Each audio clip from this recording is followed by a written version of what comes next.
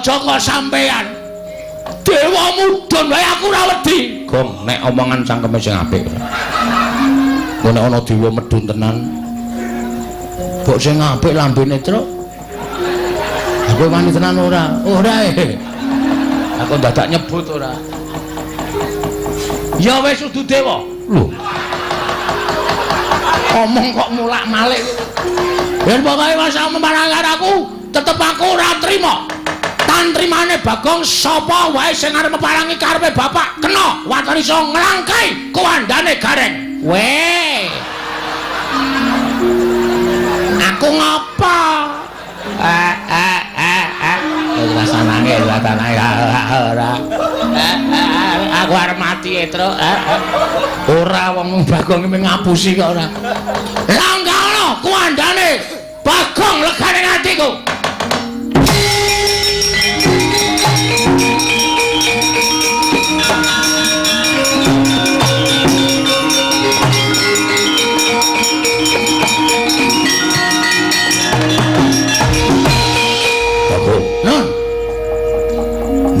Karepe dhewe panungsmaning jajalan kowe wani gendak sikara kowe wani nyuwara elek karo Kanjeng Prabu Ndrawati.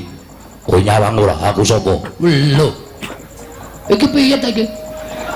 Sone iki nek dapukane ra apal takon sutradarane. Kok takon aku sapa? Lah kowe iki sencaki. Wong kok ora ngerti karo dapukane. Aku sapa? Senopati Ndrawati. Sapa sing wani karo Prabu Ndrawati tandingis Setyaki. Yen ngono kowe wani karo Setyaki. Nun sewu nggih Mas. Ratu Gustimu wis tak tantang apa meneh ming sak ngisore. Kowe iki senopati, kowe iki sak ngisore ratu. Jelas wedi aku. Jelas wani aku ora ana wedine Bagonge ora ati karo sapa. Yen ngono wani harus Setyaki sing tak wedeni apamu. Metu njaba. Piye? Metu njaba. Gong tak tutuk sirahmu kowe. Iki peresmian masjid ora tremongan cangkeme. Aku kan metu njaba. Gelem ora gelem ya. Sasake apa kok. Terserah lah pokoke. Manut aku pokoke. Metu njaba metu apa? Ayo legandang dereng metu njaba tutut Raden Setyaki.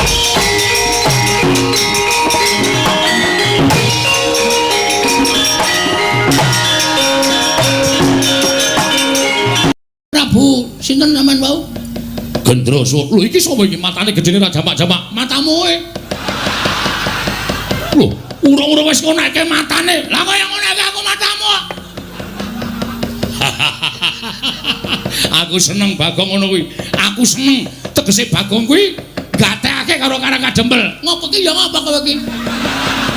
Wah, malah aku barang diseseni. Meneng ah. Ora ana sing ngodo cuma kejaba aku. Kok Prabu menika sampun to. Kendel mawon Bagong menika nek ngonteni kaya wong kang slupan. Kaya wis dinengke wae. Iki sapa? Anak Ragile Semar. Lho, anak Ragile Semar. Heeh. Sapa jenengmu? Bagong.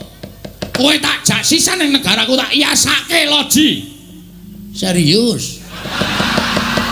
Oh, cah edan ora. Ketoke nesu kok barang diumuki omah kok serius. Aku iki ra blereng karo bondo donya.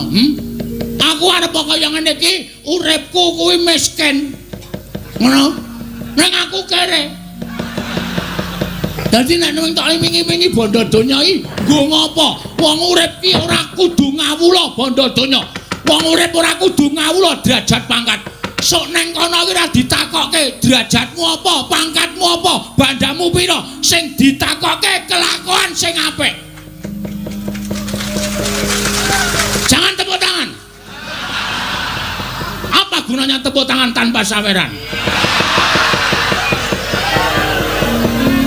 Panjen setan tenan kok. Berarti kowe bapakne setan. Hus. Ayo sus. Saiki ngene Mas. Sing jeneng ukume adile wong nyilih kuwi disilihi. Upama ora disilihi ya wis ora usah dadak meksa. Hukume wong takon diwangsuli. Wis ngono kuwi. Urip ning alam donya ki mung rong perkara. Takon diwangsuli, nyilih disili, padang peteng, mlebu metu, mati urip.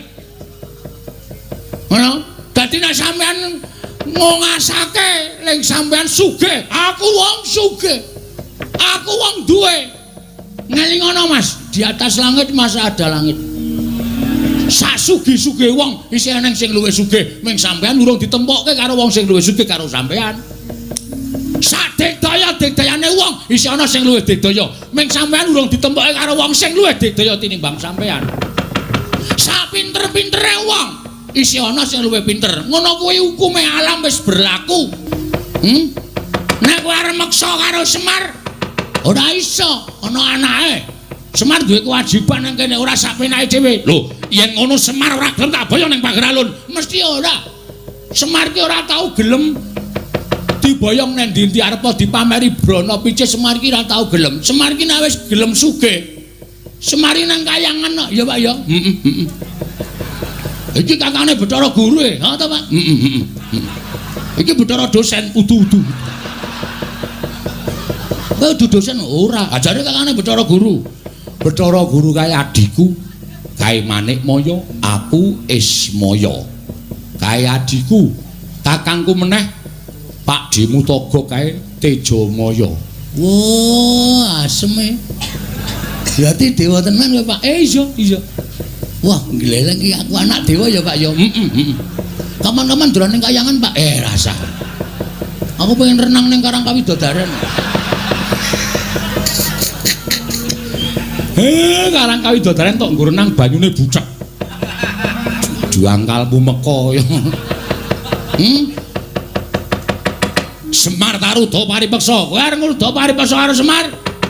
Betenge Bagong. Lho, yen ngono kowe wani karo aku sing nawedani apamu? Wah, ladalah. Wah, aku ya ladalah. Dian iki menungso apa iki? Menungso tenan genah urip ngene padake anggepmu aku saka batreno kaya. Iki menungso tenan kedunungan nyawa. Wah, ayo ngendi pampane wong neter kadegdayan. Weh lah nantang tenan kowe. Hah? Muni piye? Muni piye kowe? Lho kowe kebangetan nek kowe carane ngono kuwi. Kowe kebangetan. Kowe tak tantang kok malah nyumbari Baladewa. Iblis lanat kuku karepe. Wah, mati tenan. Menungso ora tatara karo mencacanan nyumbari Baladewa. Ratu Mandura Basumbari keparat. Legek-gegek sadulita mel. Sasat kadidene kecukrukan wukir sari. Kelepaning samudra madu manah kula. Dene sawetawis wekdal ndara-ndara kula Pandhawa sami mesanggrah wonten ing Karang Kadempel. Menika mboten pangling sinuwun Ndarawati ingkang sesarengan sinuwun Mandura.